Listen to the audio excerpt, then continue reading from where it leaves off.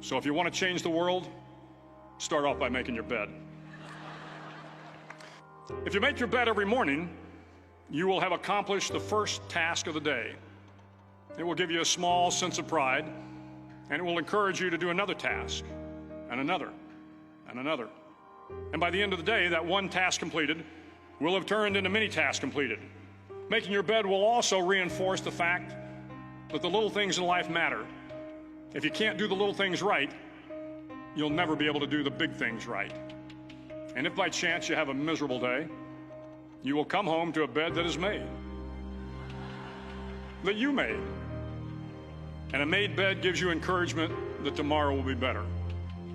To pass SEAL training, there are a series of long swims that must be completed. One is the night swim. Before the swim, the instructors joyfully brief the students on all the species of sharks that inhabit the waters off San Clemente. They assure you, however, that no student has ever been eaten by a shark, at least not that they can remember. But you are also taught that if a shark begins to circle your position, stand your ground. Do not swim away. Do not act afraid. And if the shark, hungry for a midnight snack, darts towards you, then summons up all your strength and punch him in the snout, and he will turn and swim away. There are a lot of sharks in the world. If you hope to complete the swim, you will have to deal with them. So if you want to change the world, don't back down from the sharks. Over a few weeks of difficult training, my SEAL class, which started with 150 men, was down to just 42. There were now 6 boat crews of 7 men each.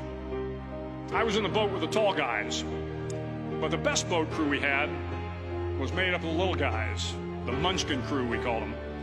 No one was over 5'5".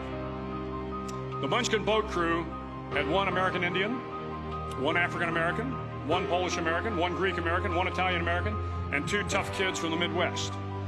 They out-paddled, outran, and outswam all the other boat crews. The big men in the other boat crews would always make good-natured fun of the tiny little flippers the Munchkins put on their tiny little feet prior to every swim. But somehow these little guys from every corner of the nation and the world always had the last laugh, swimming faster than everyone and reaching the shore long before the rest of us. SEAL training was a great equalizer. Nothing mattered but your will to succeed, not your color, not your ethnic background, not your education, not your social status. If you want to change the world, measure a person by the size of their heart, not by the size of their flippers. The 9th week of training is referred to as Hell Week. It is 6 days of no sleep, constant physical and mental harassment, and 1 special day at the Mud Flats. The Mud Flats are an area between San Diego and Tijuana where the water runs off and creates the Tijuana Sloughs, a swampy patch of terrain where the mud will engulf you. It is on Wednesday of Hell Week that you paddle down in the mud flats and spend the next 15 hours trying to survive this freezing cold, the howling wind, and the incessant pressure to quit from the instructors. As the sun began to set that Wednesday evening, my training class, having committed some egregious infraction of the rules, was ordered into the mud. The mud consumed each man till there was nothing visible but our heads.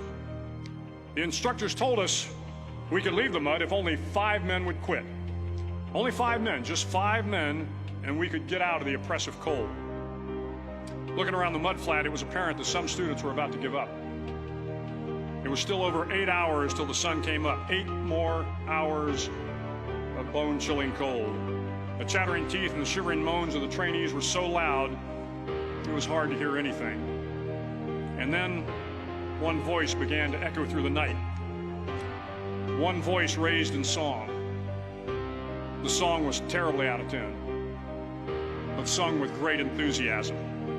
One voice became 2, and 2 became 3, and before long, everyone in the class was singing. The instructors threatened us with more time in the mud if we kept up the singing, but the singing persisted, and somehow the mud seemed a little warmer, and the wind a little tamer, and the dawn not so far away. If I have learned anything in my time traveling the world, it is the power of hope. The power of one person, a Washington, a Lincoln, King, Mandela, and even a young girl from Pakistan, Malala. One person can change the world by giving people hope. So if you want to change the world, start each day with a task completed. Find someone to help you through life. Respect everyone. Know that life is not fair and that you will fail often. But if you take some risks, step up when the times are the toughest, face down the bullies, lift up the downtrodden, and never, ever give up.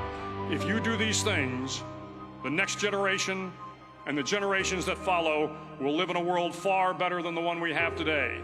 And what started here will indeed have changed the world for the better.